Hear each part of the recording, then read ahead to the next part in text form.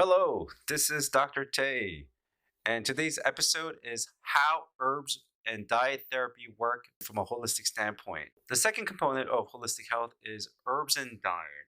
And Qi, which is the philosophy of Eastern medicine, is that when you eat something, it you have an experience of what it tastes like, and there's a temperature. What does that mean? Like it tastes salty, it tastes sweet, it tastes pungent, it tastes acrid, it tastes spicy. And if it's spicy, what degree? Is it ginger warm or is it spicy hot? And that temperature can also be cooling, like pepperminty cool. And there is a fluctuation of temperature. So if your body has a lot of heat, perhaps you should be eating things that are cool to bring balance, because after all, Eastern medicine has a lot of Taoist influences about bringing balance to the person and being natural as much as possible. And the taste has different functions and with a factor of time. So what does this mean, factor of time? Sweets in nature is very cloying and very sticky.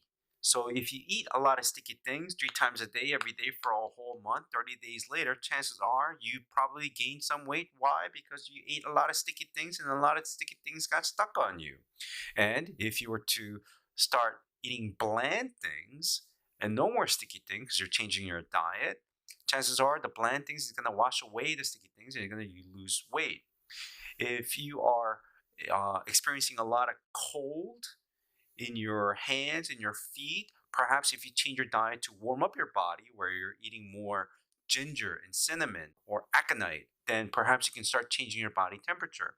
If you have a lot of acne in your faces or infections, perhaps drinking pepperminty cool things will have these effects that will bring down the inflammation and things like that.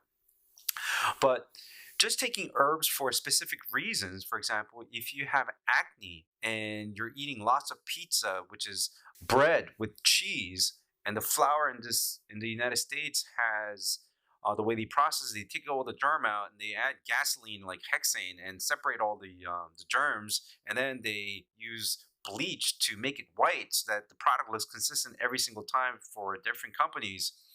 And then you eat that stuff cooked with cheese, you're gonna get some sort of inflammatory response, and then your lymphatic system is gonna get clogged, which creates a breeding ground for bacteria.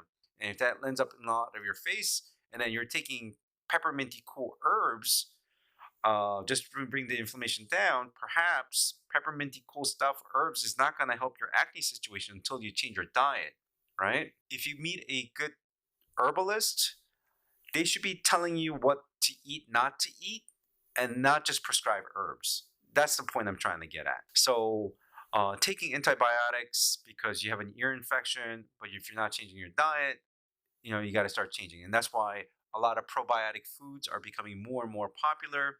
And slowly but surely, the general public at large 10 years ago was taking a lot of probiotic contents. And they learned about prebiotics about 5 years ago, which is vegetable fibers. But hopefully soon, people will stop supplementing, because what you get more for bang for your buck is simply taking probiotic food like kimchi or sauerkraut. And one of the things that I do in my office is that I dice up some onions, put some warm salt water, and add some apple cider vinegar, throw some uh, ground pepper, a little bit of chili flakes, garlic powder, and then let it sit there for about 2 weeks. And then boom, I have a lot of fermented foods in my office that I can eat all the time. So that's a better way to make probiotic food for yourself, and you get so much more probiotics than actually taking the supplement. And if you look at these 5 tastes, right? I believe this is mentioned in the Huangdi Neijing, which is the Yellow Emperor's classic about how things function in regards to the 5 tastes. And if you look at sour, it's astringent. What happens when you stick a lemon in your mouth?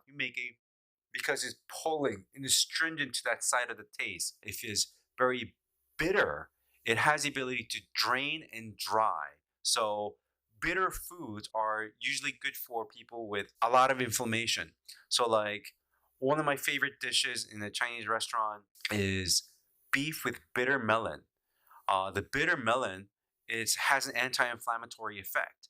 And whenever you eat that, if you have inflammation, it has the ability to bring it down. Sweet things, it tends to moisten or tonify. Spicy hot things, it disperses and moves. So what happens when you eat something very spicy?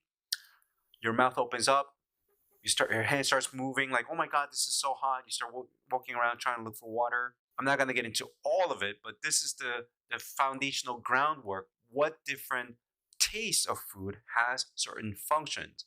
And once again, this is based on functional relationships, meaning in ancient times, I'm assuming they didn't have Samsung technologies back then. They might have had, if I do this, this will happen. If I eat this a lot, I'll have diarrhea. And they recorded that. And I think that's how they came up with a system like this. Very pragmatic. That's what I got to say. I happen to carry more than 400 different individual herbs in my herbal dispensary, and they make compounds and formulations. And generally, I try to help get people to detox their mucus, start, nourishing the organs and things like that, and help people adapt. And I teach people to, stay away from processed food as much as I can as a dietary advice. And Hippocrates' famous saying, let food be thy medicine and thy medicine be thy food.